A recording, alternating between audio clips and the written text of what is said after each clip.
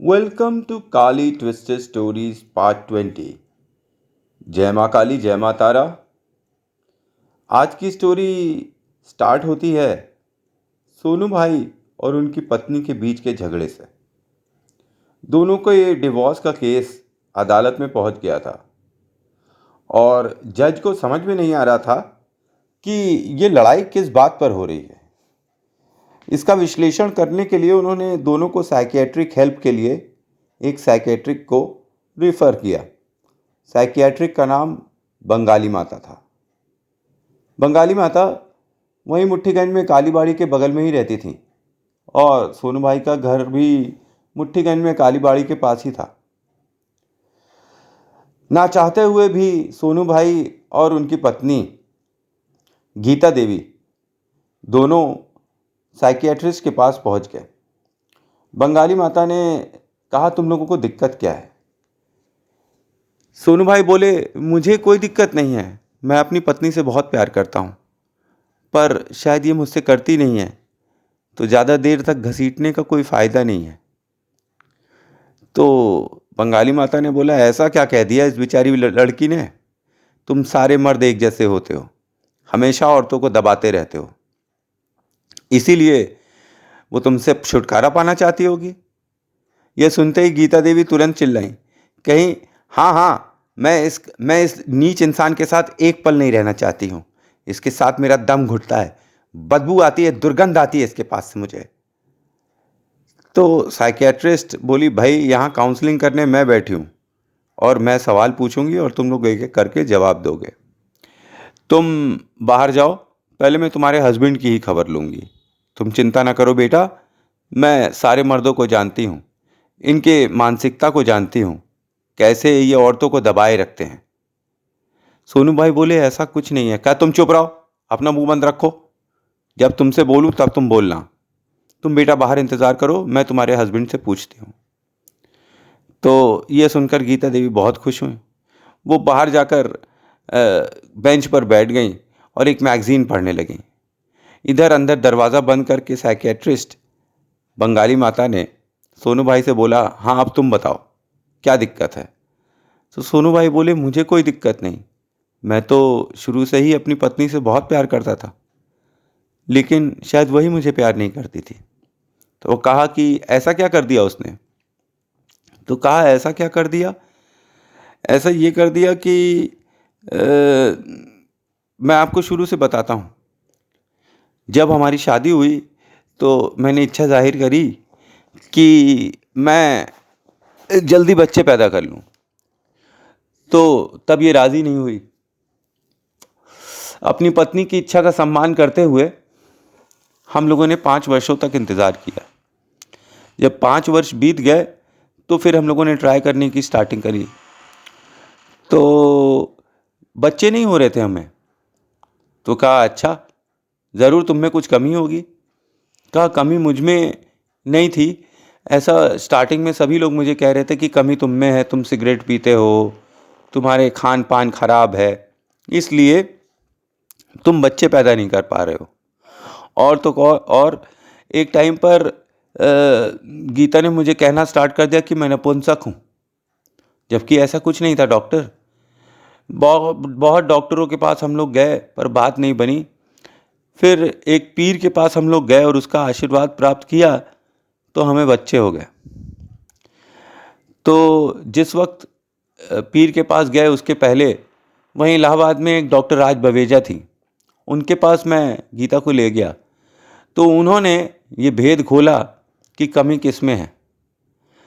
गीता के fallopian tubes में tuberculosis था। जब यह बात गीता को पता चली तो ये जो नपुंसक नपुंसक ये मुझे कहती थी, उससे ये तुरंत पलट गई और रोने लगी। कहीं बाबू तुम दूसरी शादी कर लो, मैं तुम्हें बच्चा नहीं दे सकती हूँ। तो मैंने गीता से कहा कि नहीं बेबी, मैं तुमसे प्यार करता हूँ, हम लोग बच्चा अडॉप्ट कर लेंगे। और डॉक्टर ने भी कहा कि 90% चांस है कि ये कभी माँ नहीं बन पाएगी। अगर ऑपरेशन हुआ तो फिर 99% चांस है कि जहर फैल जाएगा इधर उधर, तो ये और भी बच्चे पैदा नहीं कर पाएगी। दवाइयों से हो सकता है सही हो जाए। ये तो इत्तेफाक की बात थी कि वो पीर मिल गए और उनका आशीर्वाद मिला तो सोनू भाई के एक नहीं दो दो बच्चे हो गए। ऐसा उन्होंने बंगाली माता को बताया। तो कहा तो क्या हुआ? तो सोनू भाई बोले तो मैंने कब कहा कि कुछ हुआ? मैंने तो उल्टा अपने दोस्तों के बीच में कहा कि कमी मुझ में है, क्योंकि समाज में ये औरत है, अगर ये जाएगी और ये बताएगी कि इसके फैलोपियन ट्यूब्स में ट्यूबरकुलोसिस है तो लोग इसे बांझ कह कर करके ताने मारेंगे, जो मैं बिल्कुल नहीं चाहता था। इसलिए सारा इल्ज़ाम मैंने अपने सिर ले लिया। मैंने कहा मुझ में ही कमी है। मेरे दोस्त हालांकि मेरा बहुत मजाक उड़ाते थे, तुम्हें भुट्टा खाना चाहिए, तुम्हें ये खाना चाहिए। कभी कभी कहते कि तुम अपनी पत्नी को भेज दो, हम ही उसे प्रेग्नेंट कर दें। गंदी से गंदी बातें सोनू भाई ने सुनी और कई जगह सर झुकाकर सुन लिया, और जहाँ किसी ने ज़्यादा गंदा बोला तो उन्होंने बोला भाई तुम अपनी पत्नी को भेज दो, वो भी चेक कर ले। खैर ये तो गंदी बातें थीं। फिर क्या, मैं जी तोड़ मेहनत करता था। मेरे पास कभी ज़्यादा पैसे नहीं थे, लेकिन हनीमून पर मैं किसी तरह से पैसे इकट्ठा कर कर इनको घुमाने ले गया, घुमाकर वापस लाया। तब पर भी कोई फ़ायदा नहीं हुआ तो डॉक्टर ने बोला बोलते रहो, मैं सुन रही हूँ। तो मैं साल के में 3 बार इन्हें गिफ्ट दिलाया करता था, एक नए साल पर, एक इनके जन्मदिन पर और एक अपनी शादी की सालगिरह पर। तो गिफ्ट भी मैं कैसे दिलाता था? जब मेरे पास पैसे नहीं थे, मैं 2,000-3,000 रुपये महीना कमाता था, तब मैं कार्ड्स ले आता था, कभी घड़ी ले आता था पैसे बचाकर। लेकिन जब मैंने पैसा कमाना स्टार्ट कर दिया तो साल के अंत में, नए साल पे, मैं तनिष्क ले जाया करता था और बोलता था तुम्हें जो चाहिए वो ले लो, आज मेरे पास पैसा है, कल ना हो। तो ये ले तो लेती थी, बाद में झगड़ने लगी कि ले जाता है तनिष्क में और कहता है ले ठूस ले, आज खा ले, कल नहीं खिलाऊंगा। ये नहीं कि मुझे मेरे पैसा दे दे, मैं अपने पसंद से ले लूँ, नहीं अभी लेना है, अभी लेना है, कर कर रोती थी। तो वो गिफ्ट बंद हो गए धीरे धीरे कर कर। शादी की सालगिरह का गिफ्ट, जन्मदिन का गिफ्ट, ये भी बंद करवा दिया इसने लड़ लड़ कर। जब भी मैं गिफ्ट देता ये और नाराज़ हो जाती। मैं लाखों रुपए खर्चा करता और इसका पेट कभी भरता ही नहीं। ये हमेशा मुझ में ऐब ही निकालती रहती। फिर भी मैं, क्योंकि इससे बहुत प्रेम करता था, मैं इससे चिपका रहता था। तो एक दिन मुझसे हम लोग इंटीमेट होते थे, तो ये मुझसे कहती थी जाओ नहा कर आओ। रात के 2 बजे 3 बजे ठंडियों में ठंडे पानी से मुझे नहाना पड़ता था। फिर भी इसका मन रखने के लिए मैं ये सब करता था। और एक दिन कहती है कि तुम में बहुत बड़ा ऐब है। तो मैंने बोला क्या ऐब है? तो बोलती है कि मैंने अपने और दोस्तों से पूछा, उन्होंने कहा कि उनके हस्बैंड तो कुछ कर ही नहीं पाते हैं, एक महीने कुछ नहीं करते हैं, और तुम रोज़ करने के लिए तैयार हो। तुम कितने इंटीमेट होते हो और तुम एबनॉर्मल हो। तुम 45 मिनट्स तक करते रहते हो, मेरा शोषण करते हो। और डॉक्टर, जब भी मैं इंटीमेट होता मुझे गालियां देने लगती, कमीना, कुत्ता, गालियां दे देकर कोसती रहती। मैं क्या करूं, मुझे समझ ही नहीं आता। हार कर मैंने बंद कर दिया करना। पर क्योंकि ये नेचुरल चीज़ थी और मैं देखने में ठीक ही ठाक हूँ, और शादी के पहले तो मेरी काफ़ी गर्लफ्रेंड वगैरह थी, तो शादी के बाद भी लोग मुझे अप्रोच करने लगे। एक दिन इसी ने मुझे सुझाया कि जाओ तुम दूसरी औरतों के पास जाओ, तुमको कौन देखेगा, तुमने अपनी शक्ल देखी है आईने में? तो सोनू भाई बोले जब बीवी कह ही रही है जाने के लिए तो चला ही जाता हूँ। तो मैं बाहर जाने लगा। 1-2 लड़कियों से मेरा अच्छा संबंध हो गया, तो ये घर में खुश रहती क्योंकि मैं इसके साथ इंटीमेट नहीं होता। फिर एक दिन इसने मेरा फ़ोन चेक किया तो बात पकड़ गई। अब इसने मेरे ऊपर इल्ज़ाम लगाना स्टार्ट कर दिया कि तुम दूसरी औरतों के पास जाते हो, ये करते हो, वो करते हो। मैं क्या करूं डॉक्टर? मेरा नेचुरल शरीर है और मैं अभी बुढ़ा नहीं हुआ हूँ। फिर भी बैलेंस करने के लिए मैंने इतने सालों तक किया, और अचानक से इसने फ़ोन में मेरे पकड़ लिया। बंगाली माता सर हिलाते हिलाते सब सुन रही थी। कहीं बोलते रहो, मैं सुन रही हूँ। फिर एक दिन बोली कि तुम चाय बहुत पीते हो। मैंने बोला चाय? मैं तो सारे दिन ऑफिस में रहता हूँ। तुमने मुझे कितने कप चाय पिला दिए? 2 कप चाय सुबह पी सकता था बस, इससे ज़्यादा नहीं पीता था। तो मैंने चाय भी बंद कर दी। फिर एक दिन कहती है कि तुम खाना बहुत खाते हो। तो धीरे धीरे कर कर डॉक्टर पिछले 5 साल से मैंने घर में खाना ही नहीं खाया। फिर बोलती है, फिर एक दिन फिर झगड़ा करने लगी, अब बच्चों के सामने भी झगड़ा करने लगी। तो मैंने कहा कि बेबी शांति से बताओ कि क्या दिक्कत क्या है, क्या क्या मैंने तुमसे क्या स्पेशल करवा लिया है। तो रो रो कर चिल्लाने लगी, मैंने तुम्हें उपमा खिलाया, उपमा उपमा। तो मैंने कहा आज के बाद मैं उपमा नहीं खाऊंगा, और बोलो क्या दिक्कत थी। तो कहती है तेरे झूठे बर्तन तक उठाए मैंने। सोनू भाई बहुत ही आश्चर्य में पड़ गए। उन्होंने कहा वो तो मैंने भी तुम्हारे उठाए थे। खैर ठीक है, आज के बाद तुम मेरे झूठे बर्तन तक नहीं उठाना। इधर पिछले 5 साल से मैं इनसे इंटीमेट भी नहीं होता हूँ, क्योंकि जब भी इंटीमेट होता हूँ ये मुझे कोसने लगती हैं और बाद में लड़ाई करती हैं। एक दिन तो हद हो गई, 6 महीने के बाद जब हम इंटीमेट हुए तो मुझे कहती हैं तुम दवाई खा के आए हो, तुम दवाई खा के आए हो, मैंने देखा तुम्हारी जेब में दवाई रखी थी।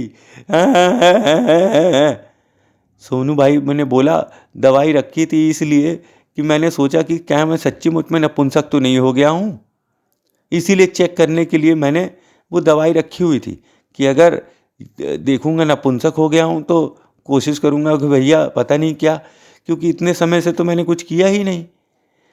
ऐब निकालते निकालते इतने ऐब निकाले हैं कि अब ना ये मैं भोजन करता हूँ घर पर और ना ही मैं इनकी कोई भी सर्विस लेता हूँ, फिर भी मेरे अंदर ऐब है, क्योंकि ऐब ढूंढने वाला तो ऐब ढूंढ ही लेगा। अब कहती है कि तुम जानते हो मैं किस घर की हूँ। वो पैसे वाले घर की होंगी, ठीक है, तो इसमें खाना देना का कौन सा वो है। तो मैंने बोला कि हाँ मुझे पता है तुम अच्छे घर की हो और तुम्हारे माता पिता भी अच्छे हैं। इन्होंने अपने माता पिता से पता नहीं क्या बातें कर दी कि उन्होंने मुझे जान से मारने की धमकी दे दी कि मैं पुलिस में देकर सलटवा दूंगा, फलाना ढिमाका। तो मेरा तो समझ ही नहीं आ रहा है कि मैं क्या करूं। आज शादी को इतने साल तक मैंने घसीट लिया क्योंकि बच्चे थे, लेकिन अब हद हो गई है। मेरे कोई भी शत्रु होता है उसके साथ ये खड़ी हो जाती हैं। यहाँ तक कि अगर सड़क पे चलता हुआ कुत्ता भी कोई होता है और मेरे ऊपर भौंक देता है और मुझे उसे डांटने के लिए अटेम्प्ट करता हूँ तो ये उस कुत्ते की साइड से बोलने लगती है। घर में पड़े हुए जितने पैसे हैं धीरे धीरे कर कर ये चाट चूट के बराबर कर देती है और बार बार कहती है तेरे पास पे कुछ नहीं है, तू भंगी है, भिखारी है, तूने किया ही क्या मेरे लिए, मैंने अपनी पूरी जवानी तेरे नाम कर दी। जवानी कब आई और चली गई डॉक्टर मुझे तो पता भी नहीं चला। इतने वर्षों से बस मैं चुपचाप अत्याचार झेल रहा हूँ और मैं अभी भी अपने बच्चों के कारण टिका हुआ हूँ, और ये है कि मानने के लिए तैयार ही नहीं है और समाज में जा जा के बदनामी करती रहती है। जब मैंने कई दिनों तक घर में खाना नहीं खाया तो क्या मैं भूखा मर जाऊं। मैं जाकर होटल में खाने लगा तो सबको लेकर आ गई और दिखाने लगी, देखो देखो ये होटल में खाता है, घर में नहीं खाता, बाद में कहेगा कि मैंने इसे खाना नहीं दिया। हाँ, और सबने इसी का साथ दिया क्योंकि ये एक स्त्री है और समाज का तो ये नियम है कि वो औरतों के साथ रहते हैं। वो असली बात सुनने के लिए कोई तैयार ही नहीं है। डॉक्टर मैं क्या करूं, घर में खाना ना खाऊं, बाहर खाना ना खाऊं तो क्या मर जाऊं। इनका एक रिश्तेदार था मिर्ज़ापुर में, सोनू सोनू कर कर, उसने अपने आप को जब से सुसाइड कर लिया था तो ये दूसरों को देख के इतना इंस्पायर हो जाती हैं कि इन्होंने हर संभव कोशिश करी कि मैं भी सुसाइड कर लूँ। वो तो मैं स्ट्रॉन्ग विल पावर का हूँ तो मैं बचा रह गया। इनकी एक मित्र थी, उसने अपने पति को डिवोर्स दे दिया तो उसके बाद से इनके मुंह पर एक नया चल गया कि I want a divorce, I want a divorce, I want a divorce. एक इनकी बहन थी, उसने अपना बच्चा गिरा दिया कि ये कहकर कि मैं बच्चा नहीं करूँगी, मैं एक ही को रखूँगी, एक ही पैदा करूँगी और उसी को पालूँगी। तो इन्होंने, मेरे दूसरा बच्चा हो रहा था तो उसे कहने लगी कि I want to abort this child, I want to abort this child, I want to abort this child. मेरे को समझ में नहीं आता है डॉक्टर मैं क्या करूँ। कहती है कि बहुत बुरी मौत मरोगे। मैं पूछता हूँ क्यों, तो कहती है खाना खाते हो, पानी पीते हो, चाय पीते हो, इतने नीच कर्म करते हो, ये कम है। और ये सब मैं बाहर भी ना करूं, घर में भी ना करूं, मैं करूं तो क्या करूं। डॉक्टर सुनकर दंग रह गई। बोली, क्या सच है? तो बोला, हाँ सच है, मैं माता काली का भक्त हूँ, मैं उनके ही चरणों में पड़ा हुआ हूँ। माता काली से मैं बोलता हूँ, माँ मेरी फैमिली लाइफ को क्या हो गया है, क्या करूँ ऐसे कि जो ये सुधर जाए। ये कभी नहीं सुधरेगी लगता है। तो डॉक्टर ने बोला, जिस जगह सम्मान ना हो वहाँ जाना नहीं चाहिए, जो भोजन आदर का ना हो उसे खाना नहीं चाहिए, और जो इंसान सत्य सुनने की इच्छा ना रखे उसे सत्य सुनाना नहीं चाहिए। मेरे बेटे, मैं तुझे अपने साथ ले चलूँगी। सोनू भाई की आंखें फटी की फटी रह गईं। बंगाली माता और कोई नहीं, स्वयं महाकाली थी जो अपने बच्चे के साथ आई थी। उन्होंने बोला, मैं जल्द ही तुम्हारा प्रबंध करूँगी। तुम एक आश्रम खोलना, वहाँ 10 बच्चों को पालना पोसना, बड़ा करना, समाज में अच्छा नाम करना। कोई कितना भी झूठ बोल ले, कितने भी प्रपंच रच ले, सत्य सत्य ही रहेगा। तुम चिंता मत करो, तुम डिवोर्स ले लो। कैसी लगी कहानी? अच्छी लगी कहानी? ये थोड़ी डार्क कहानी थी। Thanks for watching. जय माँ काली, जय माँ तारा।